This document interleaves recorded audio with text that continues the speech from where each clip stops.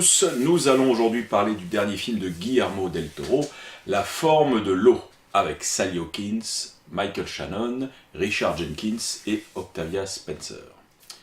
Alors le pitch. Elisa Esposito est une jeune femme muette, travaillant comme femme de ménage dans un laboratoire ultra secret. Un jour, elle va découvrir que le site abrite désormais une étrange créature aquatique. Alors on entend dire partout que La forme de l'eau est le meilleur film de Guillermo del Toro. Et je vais me joindre sans problème à la majorité, puisque cette fois je pense qu'elle a raison. En effet, au-delà de son intrigue qui pourra peut-être rebuter les fans purs et durs de la première heure, je pense que oui, La forme de l'eau est bien son film le plus abouti. Pourquoi ? Je vais vous le dire. Parce que, déjà, premièrement, La forme de l'eau est un film d'une cohérence absolue. Pour moi, c'est voilà, si j'ai une image qui me vient en tête, c'est un cercle parfait. Alors pour moi, la mise en scène de Guillermo del Toro sur ce film est exemplaire parce qu'elle appuie vraiment, elle sert toujours le récit.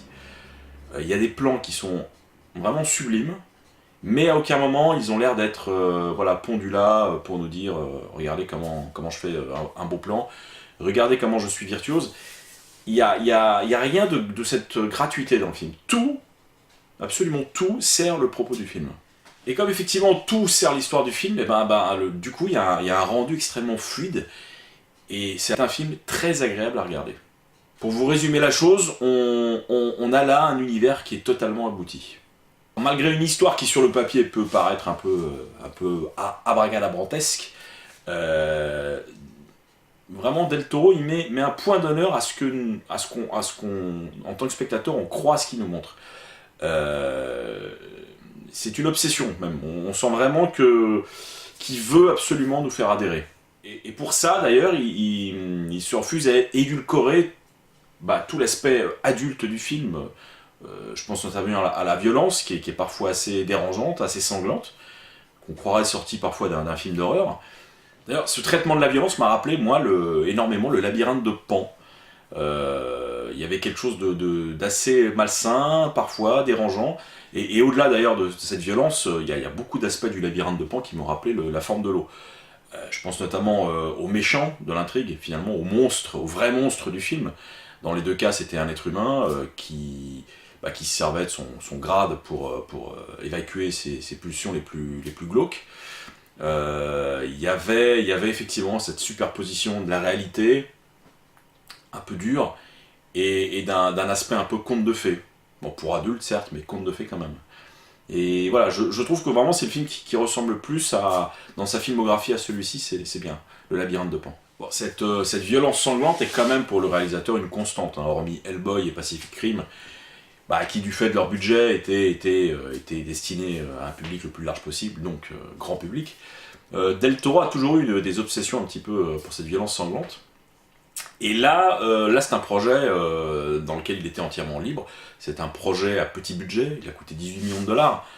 C'est un peu indécent de dire que c'est un petit budget, mais ça l'est par rapport à des blockbusters à 200 millions de dollars. Oui, on est sur une petite production, mais qui est tellement soignée qu'on oublie finalement la modestie de son budget, parce que vraiment on en prend plein les mirettes. C'est un film qui est très travaillé sur la forme et sur les décors, et l'ambition du film réussit à faire oublier sa modestie de départ. Alors je lis partout qu'effectivement La forme de l'eau est son premier vrai film d'adulte, et je souscris à ça parce que, en dehors de la violence qu'on retrouvait dans ses autres films, là il intègre une autre donnée qui est le sexe. Il y avait des ébauches de sexuel, il y avait une tension sexuelle dans quelques-uns de ses films. Là il n'hésite pas à les filmer. C'est souvent effectivement une gêne pour certains réalisateurs. Là il y va franco, il y a des scènes de sexe parfois assez crues, des scènes plus poétiques, mais voilà, il se confronte à la nudité de son actrice principale. L'histoire d'amour, bon, c'est pas vraiment un spoil, vous avez vu l'affiche. L'histoire d'amour entre les deux personnages est rendue crédible parce qu'effectivement, ils ont des vrais rapports sexuels. Voilà. Alors l'idée, je pense que c'est vraiment, une fois de plus, de faire adhérer le spectateur à ce qu'il raconte. Et en rentrant dans le détail, et parfois dans la crudité, on croit davantage à ce qu'on voit, c'est clair. Donc allié au spectateur, malgré une naïveté qui n'est en fait une naïveté de façade, le film ne s'adresse pas aux jeunes téléspectateurs, clairement. Il nous fait rentrer dans cet univers par la petite porte. On y rentre avec l'héroïne qui est femme de ménage donc ce labo, donc on y rentre de façon modeste, discrètement comme elle. Et si vous acceptez de suivre l'héroïne, si vous acceptez de rentrer dans cet univers, les 2 heures du film, qui sont vraiment totalement immersives, vont passer comme un rêve. Alors, à contrario, si voilà, vous avez des réserves sur le projet dès le départ, si vous n'êtes pas réceptif, vous resterez à la porte et peut-être que vous emmerderez sec, je ne sais pas. En tout cas, le film, je pense, ne suscitera pas de tiédeur chez le spectateur. On y rentre ou on n'y rentre pas. Car le film est un tout, comme je vous le disais précédemment, un cercle. Une fois que vous êtes à l'intérieur, chaque décor, chaque accessoire, chaque acteur, chaque dialogue, tout vous emportera dans un univers à la fois familier et hors norme. Sans défaut, sans sortie de route, sans rupture de ton, de façon parfaitement homogène. Certains vont objecter que l'intrigue est trop naïve, trop simple, mais pour moi, c'est plus compliqué que ça. Je dirais, oui, voilà, l'intrigue peut paraître basique, mais c'est quand même une belle ode en fait à la différence, comme beaucoup de films de Guillermo del Toro. C'est voilà, ce qui l'intéresse lui, c'est les monstres, les frics, les gens différents. Et c'est une excellente idée d'avoir placé son film dans la période des années 60.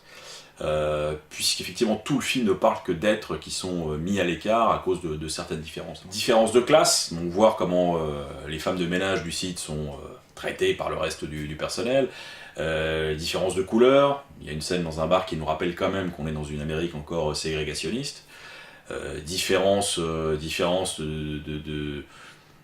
sexuelles, on est voilà. L'homosexualité n'est pas quelque chose de très admis, d'ailleurs le vieux voisin de l'héroïne a visiblement tout perdu à cause de ça. Différence de race, puisqu'effectivement le monstre du film est traité comme un animal sans conscience par les savants du site. Donc voilà, il aime les outsiders, clairement, ça a toujours été ce qu'on retrouve dans quasiment l'intégralité de ses films. Et je trouve que voilà, l'intrigue a beau être simple, tout ça fait qu'il réussit à transcender la simplicité de son intrigue, à la rendre universelle et sans en faire des tonnes. Parlons un peu des acteurs, Sally Hawkins est formidable dans ce rôle parce que déjà c'est difficile, hein, de à la fois fragile, à la fois obstinée, tout en ne prononçant pas un seul mot, donc elle fait passer les émotions en langue des signes et par sa gestuelle, par ses yeux, ça c'est pas évident. Et vraiment, après le film, je me suis dit, mais qui d'autre aurait pu jouer ça? Dans les actrices plus ou moins connues, qui aurait pu jouer ça? Et j'ai vu, franchement, je n'ai trouvé personne. Personne. Donc voilà, elle fait, c'est pour moi le rôle de sa vie peut-être. Richard Jenkins, qui joue le vieux voisin homo, est toujours parfait, touchant, enfin, il est toujours formidable, comme d'habitude. Michael Shannon, oui, alors j'ai lu qu'on lui reprochait de faire du Michael Shannon. Bah oui, il fait du Michael Shannon, mais il le fait très bien. Il joue ce méchant complètement azimuté. Et voilà, quoi. Je trouve qu'il est parfait dans ce rôle d'emploi. Il n'y a que lui qui sait les faire comme il les fait. Donc laissons à Michael Shannon le soin de faire du Michael Shannon, de grâce. Donc, Doug Jones interprète la créature. Alors, il y a peut-être un manque d'empathie du spectateur vers la créature, mais c'est un parti pris vraiment clair de Del Toro qui se refuse à faire de l'anthropomorphisme à tout craint pour nous rendre sympathique cette bestiole. Non, elle reste un animal sauvage avec certains comportements qui nous le rappellent, hein, notamment quand elle croque un des chats du voisin. Donc voilà, mais de ce fait, et je trouve que c'est très honnête comme démarche, mais de ce fait, effectivement, en tant que spectateur, on est tellement habitué aux histoires de Belle et façon Belle et la Bête que là, oui, on est presque en demande de quelque chose de plus humain chez la créature, mais la créature est une créature et n'est pas humaine. Donc voilà. Bref, Doug Jones c'est toujours excellent.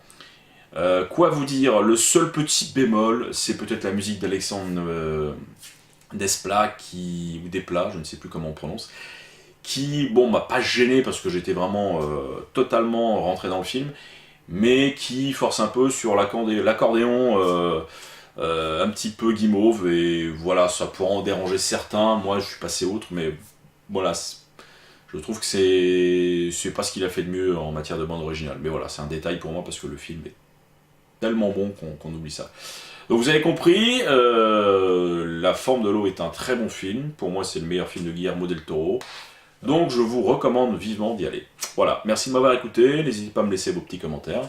Je vous remercie, je vous dis à la prochaine. Ciao.